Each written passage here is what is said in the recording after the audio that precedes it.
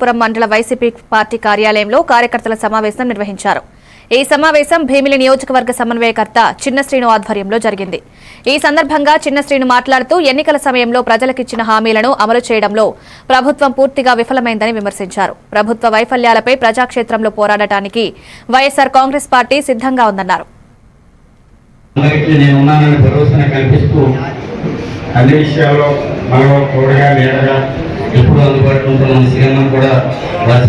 రాత్రైనా పగలైనా మనతో ఉంటానని మన సెల్సీని సోల్జర్స్ అధ్యక్షురాలు చిరమ్మ గారికి, మరి అలాగే జిల్లా పార్టీ ప్రధాన కార్యదర్శి గండేడి